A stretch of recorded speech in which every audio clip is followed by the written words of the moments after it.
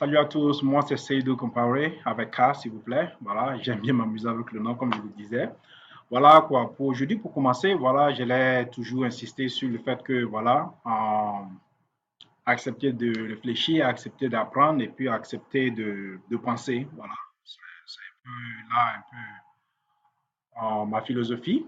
Donc dans ce cas de figure, voilà, je voulais dire que c'était aussi un plaisir pour moi voilà, de pouvoir partager un peu de choses que je fais dans ce domaine voilà, en tant qu'ingénieur en informatique. Et aujourd'hui, j'allais plutôt essayer maintenant de parler du networking encore. Et voilà, aujourd'hui, je vais plutôt parler carrément de ce qu'on dirait, j'allais dire, le Local Area Network. D'abord, tout a commencé par là. Voilà. Donc, dans les années passées, comme je le disais, voilà, il y avait le système du token ring qui a commencé, voilà. Et à partir de cela, on a eu maintenant les half duplex, voilà. Et après ça, on a eu le full duplex et ainsi de suite jusqu'à nos jours avec les fibres optiques. Mais aujourd'hui, j'aimerais parler vraiment d'où ça a commencé en tant que tel. Voilà. Et dire où ça a commencé, ce n'est pas l'histoire de la chose, mais c'est plutôt côté technique du half duplex qui a permis l'évolution de ce qui va suivre et de ce qui va être connu de nos jours. Euh, Pas mal d'entre nous et de personnes connaissent beaucoup, je l'ai dit, les routeurs ou bien les routers, comme on le dit, voilà.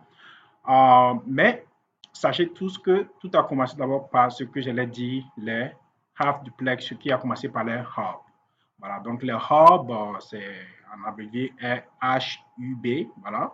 Un hub, c'est plutôt, je l'ai peut-être dit, un noyau central où plusieurs connexions se passent et se connectent à l'appareil en tant que tel. Ainsi de suite, le hub permet à un ordinateur de parler à un ordinateur et ainsi de suite. Voilà, c'est un peu cela. Voilà, mais avant cela aussi, il y avait ce qu'on appelle les token ring et ainsi de suite. Donc voilà, en fait, c'est des ordinateurs qui se connectaient entre eux-mêmes, ainsi de suite.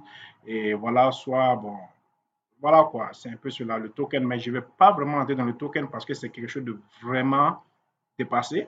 Mais j'allais plutôt prendre peut-être ce qui est un peu après cela, ce qui est le Ethernet. Donc, on va parler du half duplex.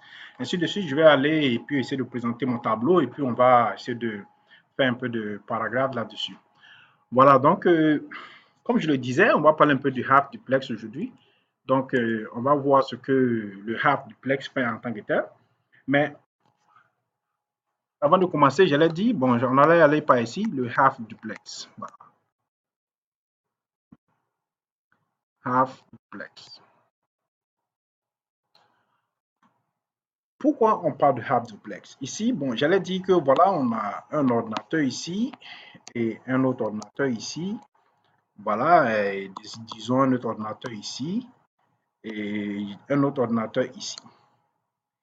Donc, disons que ces deux ordinateurs sont interconnectés directement, ce que je l'appelle le système ad hoc, puis ces deux ordinateurs sont connectés et ainsi de suite. Ceux-là, ils sont connectés, ils sont connectés. Ça, on allait partir du côté, j'allais peut-être dire du token ring.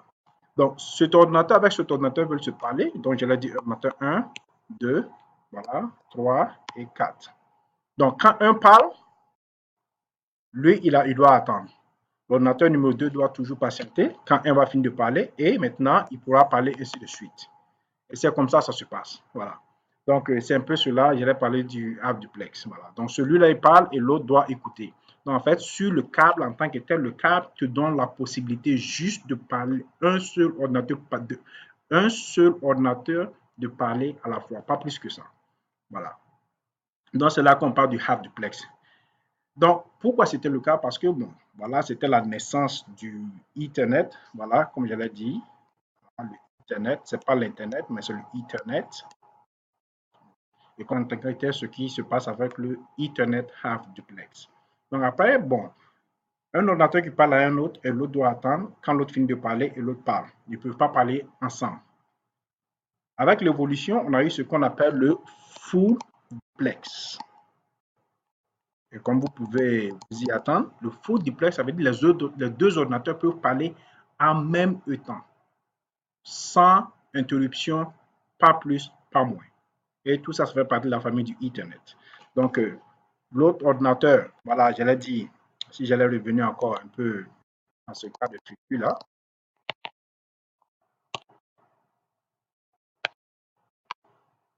Voilà. Donc, si j'allais revenir dans ce cas de figure, j'allais plutôt dire que cet ordinateur qui est ici arrive maintenant à parler à cet ordinateur et pendant ce temps, lui aussi, facilement, il arrive à parler au même moment à cet ordinateur au même moment. Donc, j'allais parler maintenant on allait plutôt dire ici, on allait parler du full duplex. Voilà. Mais comme vous le savez toujours, voilà, en fait, ici, ce sont des câbles qu'on utilise. Voilà. Et les câbles sont vraiment spécifiques, comme je le disais. Alors, il y a le Ethernet câble qui existe, très bien, voilà. Mais revenons encore au half duplex. Comment parler du half duplex? Comment ça fonctionne en tant que tel? Le half duplex, c'est basé sur un système de protocole qu'on appelle le CSMA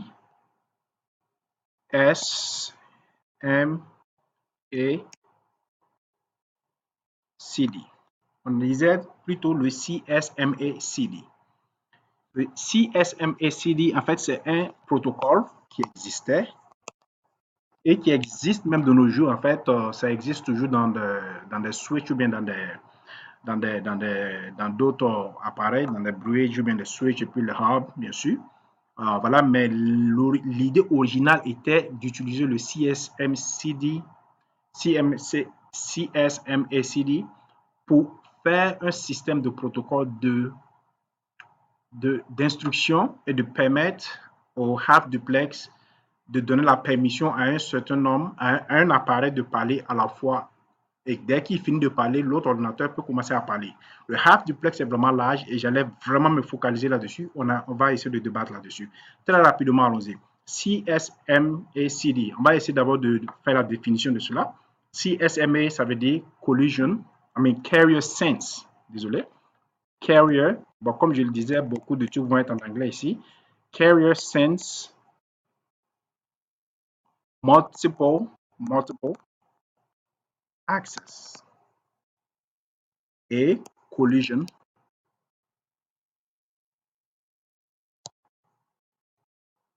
detect. Carrier sense multiple access collision detect. Carrier sense, on va essayer d'abord de définir très brièvement ce que ça veut dire. Carrier sense d'abord, on va prendre les deux d'abord. Carrier sense, ça veut dire quoi? On a notre ordinateur 1 qui est là et on a notre ordinateur 2 qui est là. Et ici, on a ce qu'on allait appeler notre hub. Le hub, en fait, c'est juste un appareil qui ne fait que retransmettre. Bon, j'allais plutôt dire un repeater, un appareil qui répète seulement la variation de l'électricité envoyée par un ordinateur à un autre ordinateur. C'est tout simplement ce que ça fait.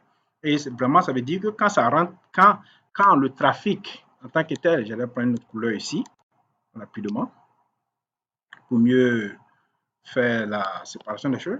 Donc, si cet ordinateur envoie son électricité ou bien sa transmission ici, qu'est-ce qu'elle fait? Elle prend exactement cette même transmission-là et elle la fait sortir automatiquement à cet ordinateur-là. Et imaginons qu'un instant, on a plusieurs ordinateurs qui sont connectés au même moment aussi au hub ici. Ça veut dire que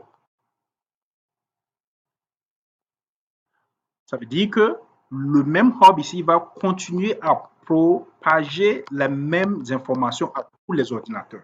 Donc, si l'ordinateur 1 ici se met à parler et il veut parler à l'ordinateur 2, ça veut dire que tous les autres ordinateurs ici, 3 et 4, vont aussi recevoir la même information.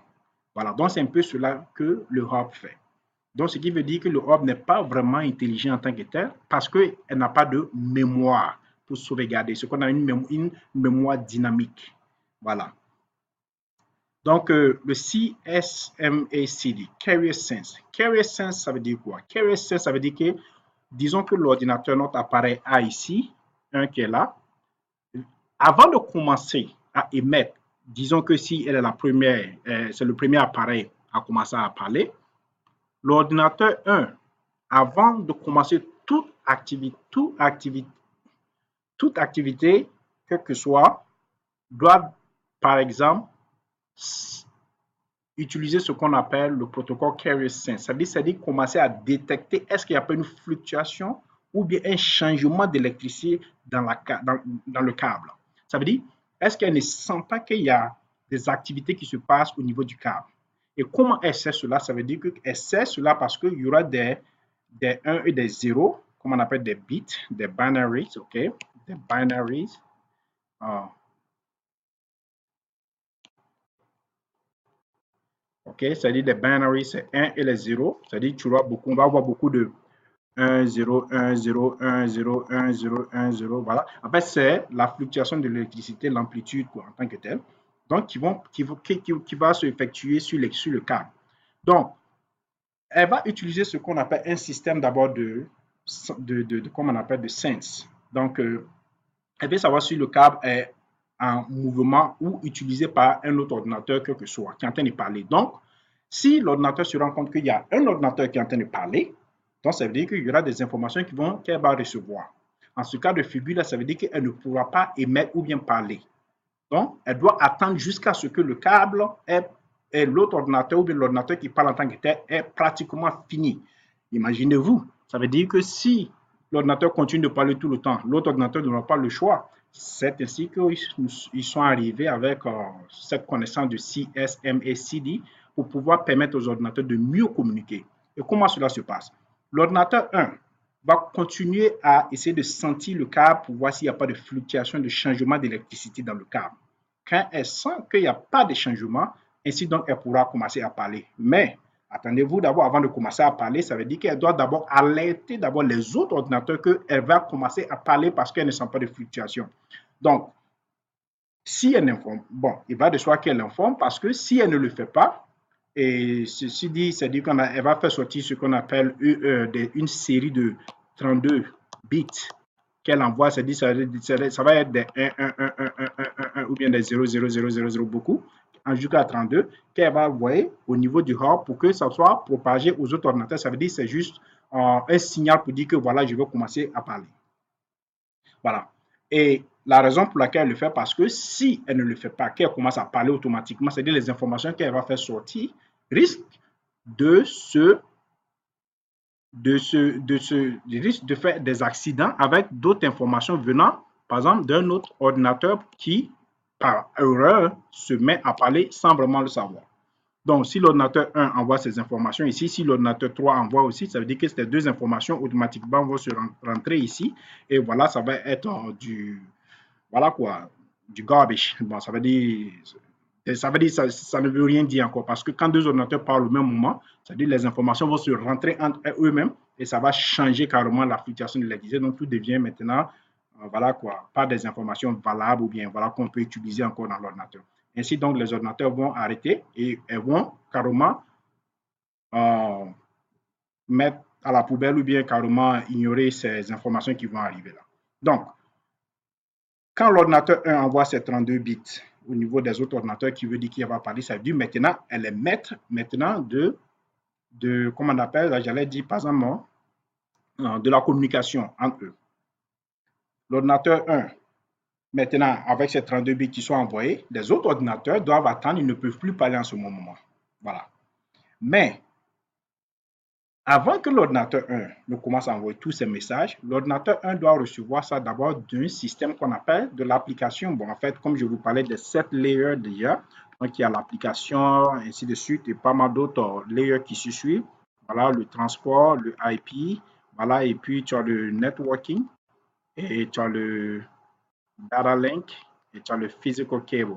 Donc, voilà. Donc, quand l'information arrive, l'ordinateur reçoit cela et maintenant elle commence à transmettre. L'ordinateur 1 va commencer à transmettre maintenant ces informations réelles en tant que telles. Donc l'information va commencer à circuler. Mais sachez tous bien qu'au niveau de l'ordinateur ici, elle transmet maintenant ce qu'on appelle des paquets, comme on le dit. Mais le hub va recevoir tout ça. Donc ce sont des frames qui vont être en train d'être envoyés. Voilà. Maintenant, ces frames plutôt qui vont être envoyés au niveau du layer 2, j'allais dire on parle de frame, au niveau du layer 3, on parle du paquet.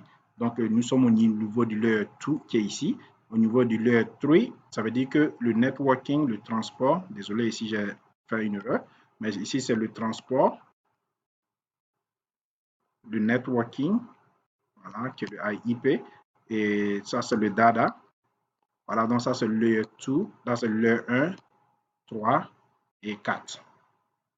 Donc, les frames vont sortir à partir de l'ordinateur, ça veut dire les frames en tant que tel encapsulent les informations en tant que tel.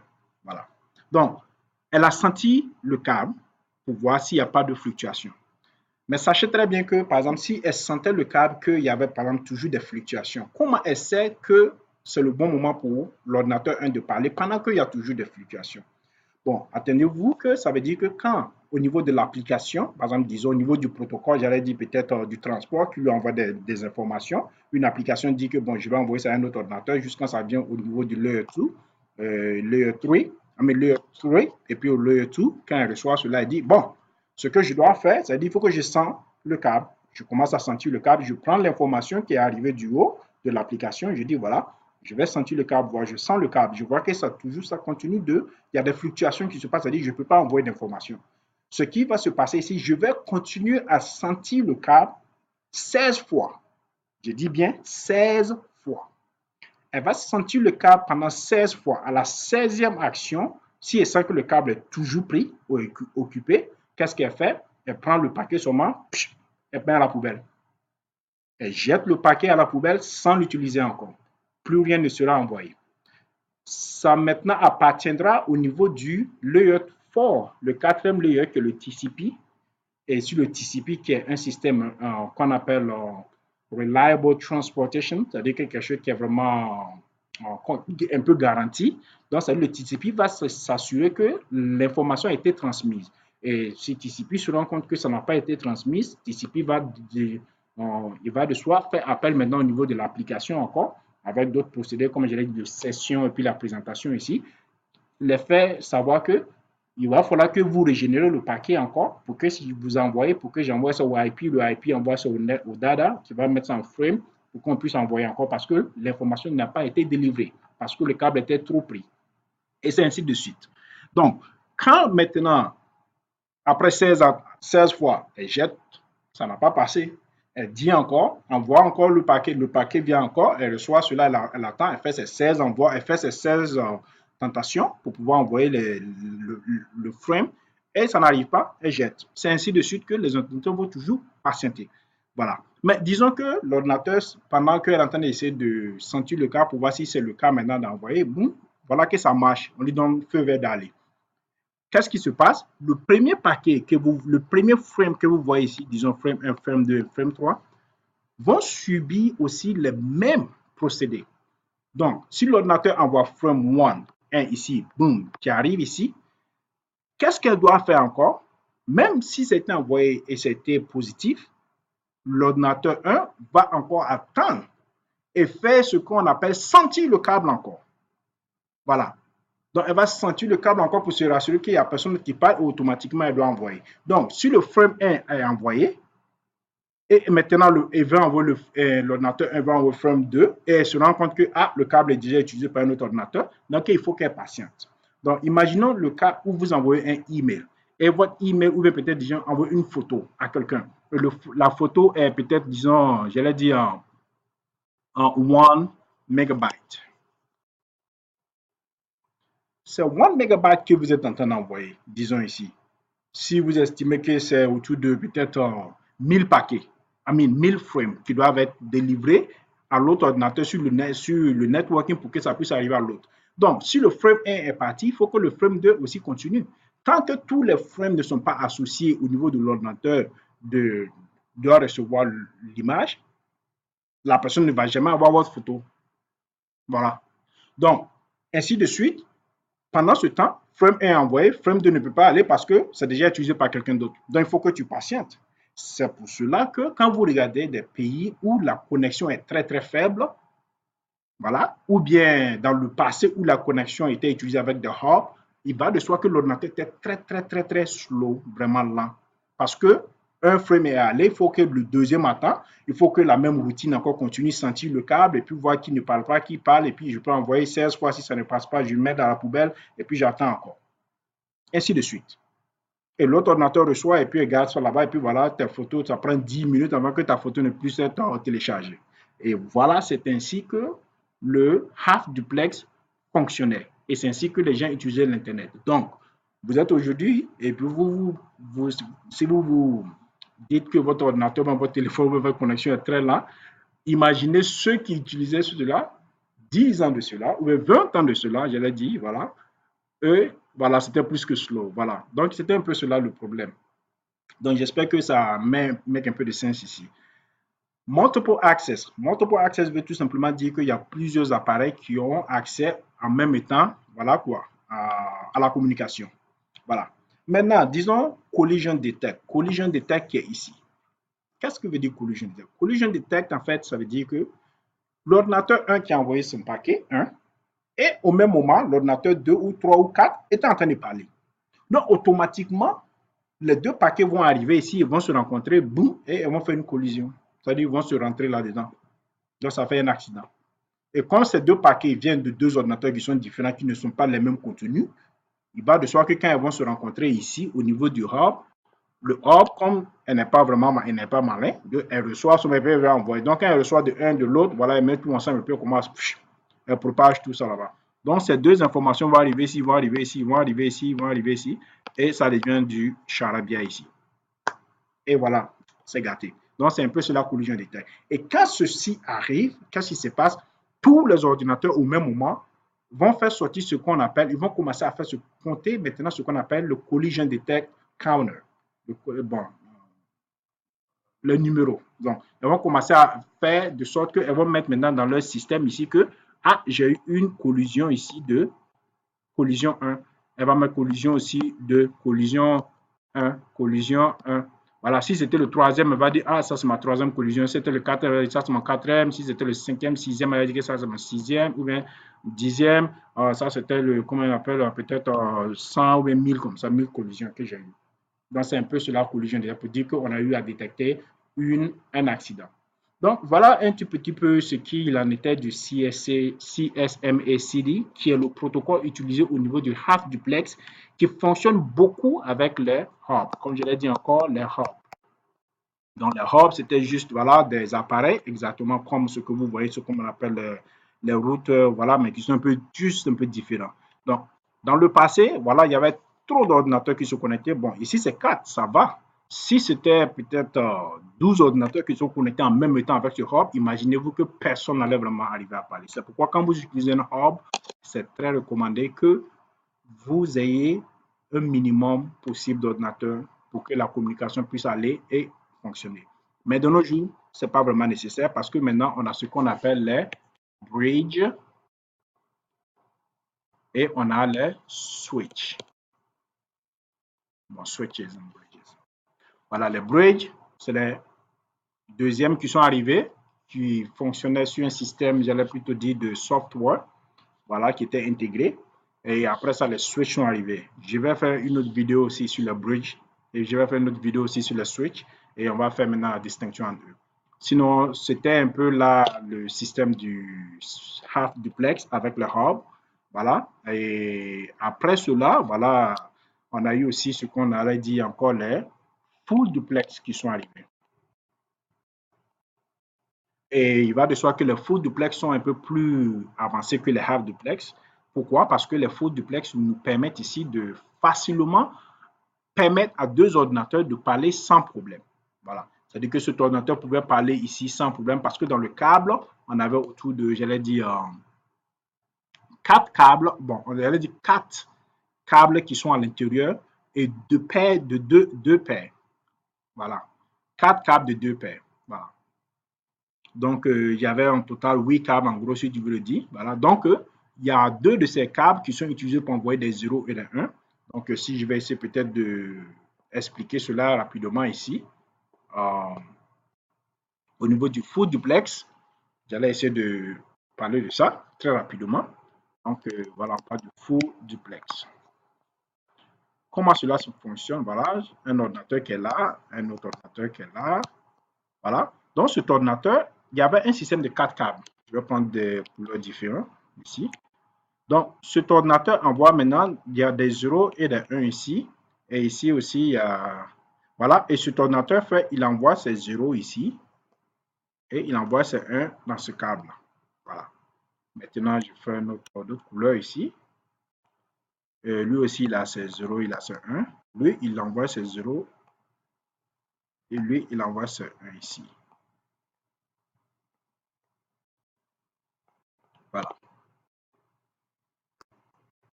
Et comment cela fonctionne? Ça, c'est un câble carrément. Bon, voilà la façon que je dessiné. Ça veut dire que c'est un gros câble là ici. Et là-dedans, tu as ce qu'on appelle 8 câbles différents. Voilà, qui sont comme ça. Voilà, comme ça. Donc, ça, c'est le gros câble en tant que tel. Et puis voilà. Donc, tu as 8 câbles qui sortent carrément dedans. Voilà. Donc, c'est un peu cela que j'essaie de définir ici. Donc, lui, il va envoyer, lui, il envoie ce qu'on appelle transmission. Et ça, c'est la réception. Voilà. Donc, ici, transmission, reception. Et puis maintenant, ça veut dire receive, transmission, c'est ça? Transmission ici, voilà. Et puis receive ici, voilà. Et ainsi de suite. Donc, lui aussi, il fait sa transmission ici avec ce T. Et lui, il fait sa réception ici. Donc, ça veut dire que ces deux ordinateurs peuvent se parler sans problème, sans qu'il y ait collision. Voilà. No collision, no detection, none of that can happen. Because ces deux ordinateurs, les câbles sont carrément indépendants. Voilà. Donc, les 0 passent ici et les 1 passent ici. Donc, les deux pouvaient émettre au même moment. Voilà. Mais quand les full duplex sont arrivés, voilà, maintenant, comme je l'ai dit, ici, on avait les 10, 100. Voilà. Megabits. Voilà. Alors, si vous me voyez écrit M avec grand B, c'est byte. M avec petit b, c'est bit. Voilà. C'est un peu cela aussi dans dans le truc standard aussi. Voilà, donc c'est un peu cela ici avec le full duplex. Mais le full duplex marche beaucoup, bon, comme je l'ai dit, avec les bridge et puis avec les switch. Et voilà, c'était un peu cela ma vidéo sur les bridge et puis les half duplex. Alors, on va en revenir bientôt, on va parler d'autres trucs et j'espère bien que on aura l'occasion de parler beaucoup de, voilà quoi, d'autres choses encore. Voilà, j'espère que ça va pas être très, très long. Voilà, j'essaierai encore de faire une autre vidéo sur les hubs, sur le switch et puis le bridge. Et j'espère que vous aimez. Voilà, ciao. C'était aujourd'hui ma présentation.